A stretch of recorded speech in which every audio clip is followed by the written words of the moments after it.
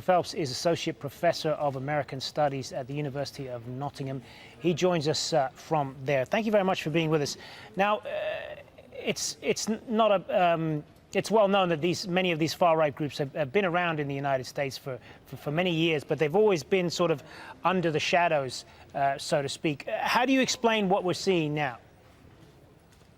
Well, what we're seeing is something that has been clear to many observers, which is that since the election of Donald Trump, this part of the right, this supposed white nationalist, but really white supremacist right, has been emboldened, recruiting, active, and we've seen an uptick in episodes of white racist violence, too, against immigrants, against people of color.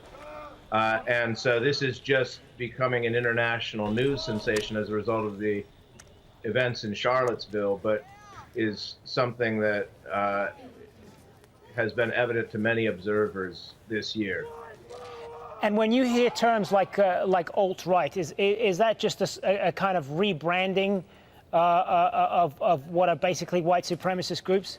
Just something more palatable, perhaps? Yes. I mean, in an ironic and strange way, the racist right has taken over some of the colorations of multiculturalism. And so in order to legitimate themselves, of course, white supremacy and white racism are discredited and unpopular with the American public and with the global public.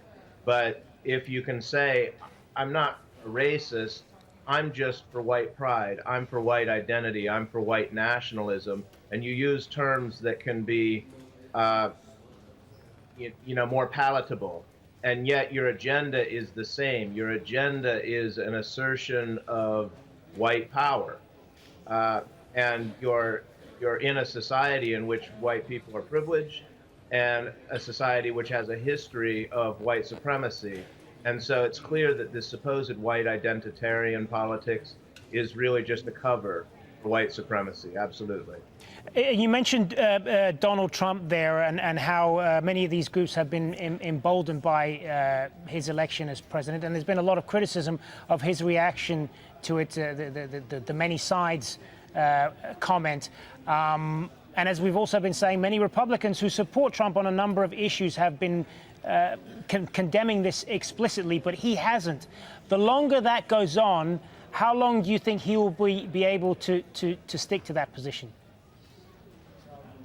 He has a coalition, a political coalition, that includes people who are on the right, conservative, and favor things like tax cuts and smaller government and so forth, but also includes people who voted for him because of all of his bigoted rhetoric.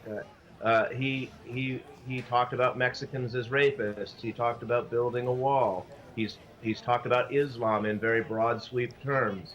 And this is, he doesn't have a discriminating, a mind that understands the importance of fine distinctions, and he doesn't have a rhetoric that's inclusive of all Americans and that is humanitarian. And so he's been playing to that base, and he's trying to avoid alienating that base while at the same time condemning violence in this case.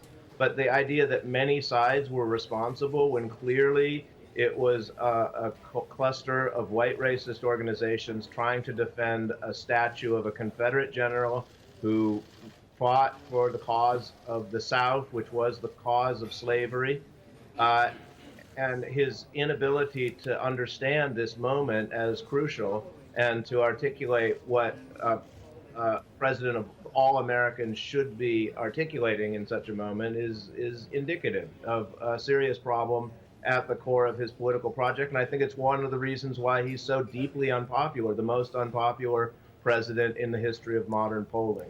And I have to ask you, as an American, on a personal level, are you worried about the direction that your country is taking right now?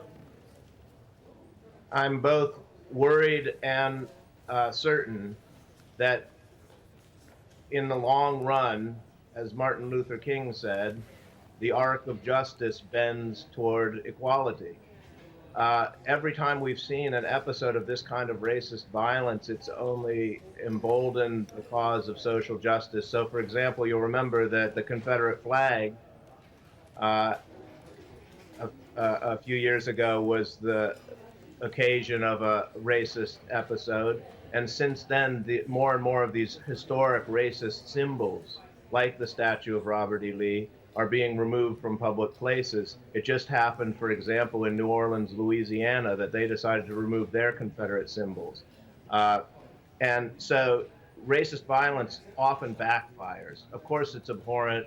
Of course, we all wish it hadn't happened, that somebody had driven a car into a crowd of peaceful protesters and killed an innocent bystander. But the very fact that that brings to the surface the nature of racism, which is itself violent, leads people to understand that we've got to get beyond it. So it's a long struggle, and it's a struggle with a lot of disheartening episodes along the way. But I'm confident that America will live up to its ideals, and that in time the Trump administration will look like a aberration.